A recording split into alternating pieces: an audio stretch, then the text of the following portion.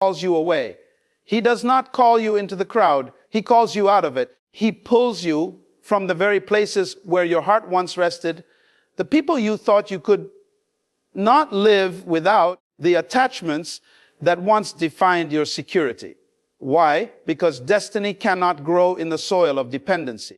God said you will lead many out of darkness, but before you can lead them, He must first lead you out. There is a reason you feel a distance. There is a reason relationships shift and attachments dissolve. Do not mistake it for abandonment. It is an announcement. It is the announcement that you are being positioned for influence. Detachment is not God punishing you. It is God preparing you. The same hand that closes the doors behind you is the same hand opening the path ahead of you. You see, leadership is not proven by how many follow you when life is comfortable, but by how steady you remain when you must walk alone. Emotional detachment is God's way of saying, daughter, your confidence must be in me, not in them. Your strength must flow from purpose, not from approval. Your heart must rest in truth, not in attachment. A woman who is ruled by attachment cannot lead. She can only follow. But a woman who is free can carry light into the darkest rooms and command shadows to flee. Think about this. When God wanted to use Esther, He removed her from her people and placed her in the palace. When God raised Deborah, she did not depend on the affirmation of men. Her authority came from the Spirit of God. And when Mary was chosen to birth the Savior, she was misunderstood, criticized, even isolated. Yet in their detachment, their destiny was born. So do not curse the distance, embrace it. It is the womb of your leadership. Woman, you will lead many out of darkness because you are no longer chained to it. You cannot pull someone from the pit if your emotions are still buried in it. God had to detach you so that when you speak, your voice carries the weight of freedom. When you walk, your presence commands respect. When you lead, others follow not because you beg them, but because they see a light in you that cannot be denied. Confidence is not born from those who clap for you. It is born in the wilderness where nobody sees you, nobody supports you, and yet you still believe. That is where God forms His leaders. That is where He separates His daughters. The distance you feel is not a loss. It is a divine promotion. You are not empty. You are being filled. You are not forgotten. You are being prepared.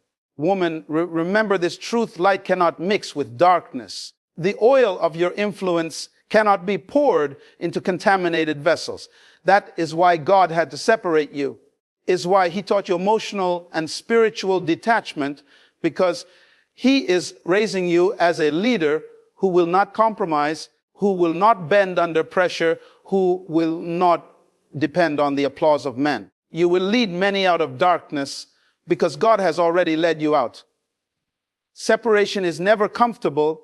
It is always necessary for transformation. When God places His hand upon a woman, the very first thing He does is not to surround her with a crowd, but to separate her from it. Separation is preparation. It is God's way of creating a space where distractions are silenced and dependence on human approval is dismantled. Many women confuse separation with rejection, but rejection comes from men, while separation comes from God. When the hand of heaven rests upon your life, He will begin to pull you away from circles you once thought were permanent. Friendships may shift, relationships may weaken, and attachments that once defined your comfort may suddenly feel unstable. It is not punishment, it is positioning. God cannot entrust you with leading others out of darkness if you are still tied to the same sources that keep you in it. Before you can be a guide, you must first be guided away. Before you can show others the path, you must first walk it alone. Separation is not about isolation for the sake of loneliness. It is about divine preparation for the sake of destiny. Think of Abraham. God said, leave your country, your people, and your father's household, and go to the land I will show you. Why? Because destiny is never birthed in the comfort of familiarity. Separation is God's training ground where confidence is refined, vision is clarified, and strength is established. A woman who resists separation risks diluting her calling. But a woman who embraces it learns that being set apart is the foundation of influence. You cannot lead from within the crowd you are called to deliver. God removes you so he can remake you. And when he remakes you, he equips you to lead others out of the very darkness you once escaped. Your value is never measured by how many people cling to you, approve of you, or affirm your worth. True strength is born when a woman discovers that her identity is not tied to attachment, but anchored in purpose. The danger of living for attachment is that you begin to see yourself through the eyes of others, and when they leave, your sense of worth leaves with them. But when you detach, you learn that no departure can decrease your value, and no rejection can diminish your significance. God designed every woman with intrinsic worth, breathed into her by his own spirit. This worth does not fluctuate based on relationships, positions, or acceptance. It is constant, immovable, eternal. Yet, too often women tie their confidence to the applause of people, to the love of a man, to the approval of family, or to the affirmation of society. But when those voices grow silent, insecurity grows loud. That is why God teaches detachment, so that your foundation is not built on shifting opinions, but on unshakable truth. A woman who knows her value apart from attachment becomes unbreakable. She does not beg for love because she understands she already carries it from God. She does not chase validation because she knows her worth was settled before she was born. This kind of woman becomes dangerous to the enemy because she cannot be manipulated by fear of abandonment or controlled by the threat of rejection. She leads from a place of fullness, not from a place of lack. Your value is not in who stays or who leaves, but in the divine purpose placed inside of you. Once you grasp this truth, detachment becomes freedom, and freedom becomes the platform from which you lead others into their own identity and destiny. Purpose is not discovered in the noise of the crowd, but in the stillness of solitude. When God begins to reveal destiny to a woman, he often draws her into seasons where she must walk alone with him. It is in those quiet, hidden places that the voice of God becomes clear, cluttered by opinions, expectations, or demands. Solitude is not abandonment. It is an invitation into intimacy. It is the sacred environment where God shapes vision, molds character, and imparts wisdom. Many resist solitude because it feels like loneliness, but loneliness is the absence of people, while solitude is the presence of God. In solitude, he teaches you to depend on his word above all else. In solitude, he removes the noise of validation and teaches you to stand firm in conviction. A woman who has never embraced solitude cannot lead because her voice will always be drowned out by the noise of others. But a woman who has walked with God in the quiet can stand before multitudes with clarity and authority. Think of Moses in the desert, Elijah at the brook, or Jesus in the wilderness. All were drawn away before they were sent out. Likewise, when God calls a woman to lead, he first draws her into seasons of separation where she learns that purpose requires the ability to hear him above everyone else. These moments of solitude may feel heavy, but they are holy. They strip away dependency on the crowd and build unshakable confidence in God's direction. To walk in purpose is to walk in clarity, and clarity is only found when distractions are removed. A woman who embraces solitude learns that it is not weakness but power, emptiness but preparation. It is the ground where destiny takes root and begins to grow. Emotional detachment is not a sign of hardness, but a divine strategy designed by God to prepare a woman for leadership. Many mistake detachment as a lack of care, but in truth, It is an act of protection and positioning. When God begins to set a woman apart, he loosens her grip on attachments that once consumed her heart. It is not because those things were evil in themselves, but because they could not go where he was taking her. Detachment is not rejection, it is redirection. It is God's way of pulling you from the temporary so you can embrace the eternal. A woman tied too deeply to the approval of others cannot walk freely in her assignment.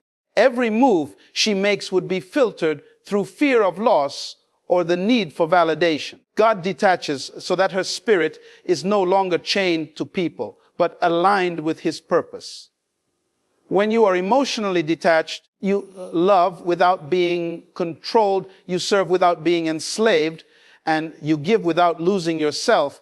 That kind of strength makes you unshakable because your sense of worth is no longer at the mercy of shifting relationships or unstable emotions. Detachment is the process through which God trains you to see clearly.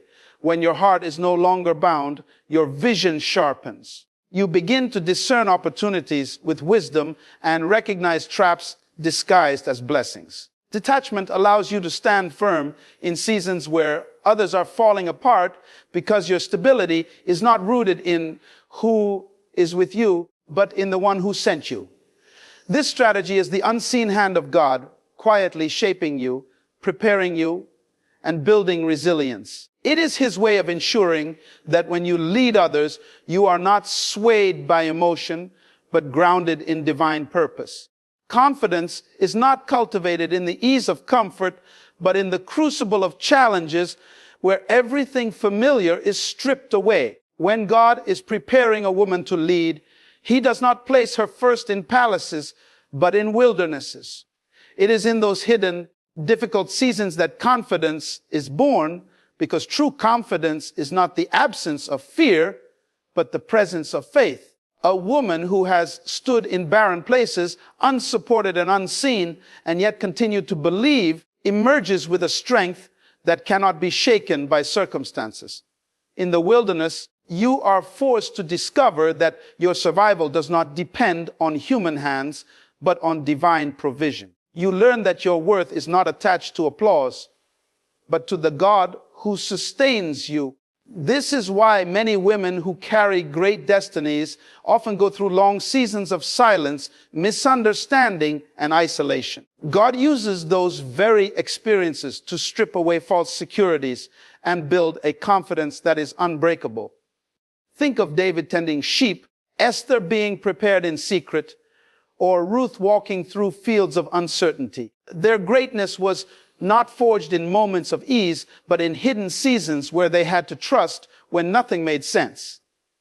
Likewise, a woman in the wilderness is being trained to stand tall, not because the world affirms her, but because God has spoken over her. Confidence born in the wilderness is different.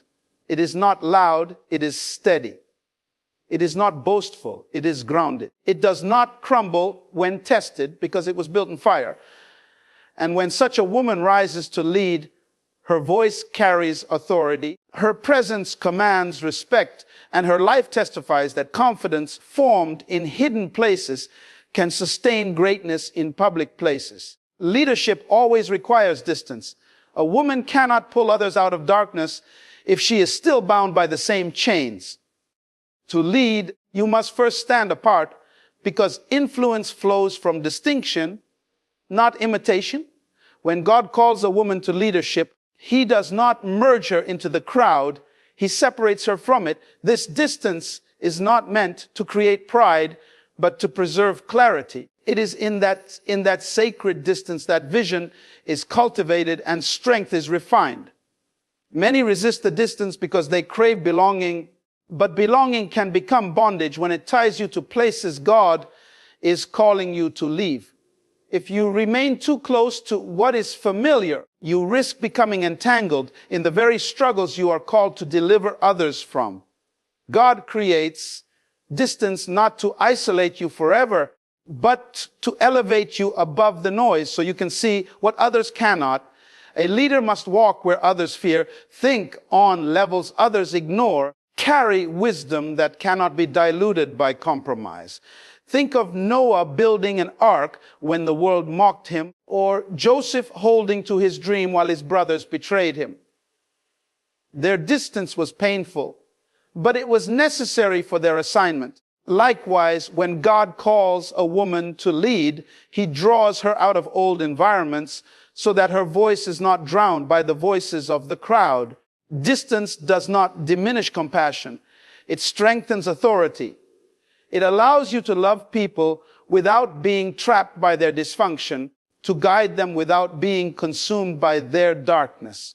When a woman embraces the distance God creates, she becomes a leader who can pull others out, not because she is above them, but because she has already been lifted beyond the chains that hold them. Light was never designed to blend with darkness. It was created to drive it out. When God calls a woman to lead, he separates her so that her influence remains pure, untainted, unshackable.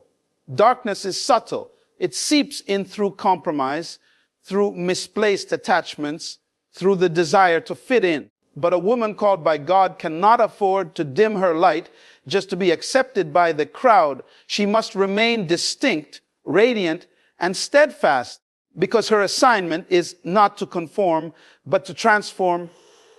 When you allow yourself to mix with what God has called you out of, your vision becomes blurred.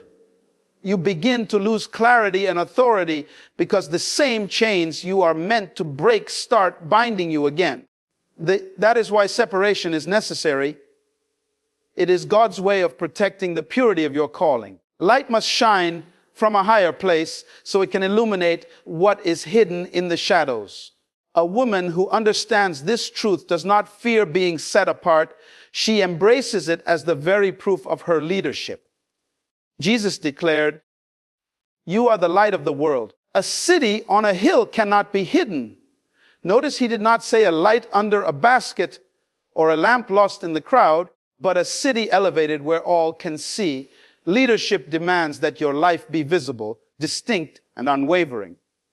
When others compromise, you remain steady. When others bow to pressure, you stand tall. This refusal to mix with darkness gives your voice authority. People will follow you not because you mirror them, but because you shine where they are blind. You lead them out not by blending in, but by standing apart as a beacon of hope, clarity, and divine direction. Woman, never forget that your journey was never meant to leave you where you started. Every separation, every detachment, every season of solitude was God's way of molding you into a vessel of light. You were not created to merely survive in the shadows. You were chosen to lead others out of them. The strength you discovered in your wilderness, the confidence you gained in your detachment, clarity birthed in your solitude are not just for you, they are for those waiting on the other side of your obedience. You are not ordinary. You are not overlooked. You are a chosen instrument.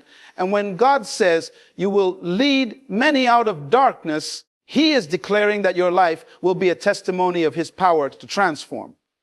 Stand firm, walk boldly, and shine without apology. For the light within you is not fragile, it is eternal. And as you rise, many will rise with you.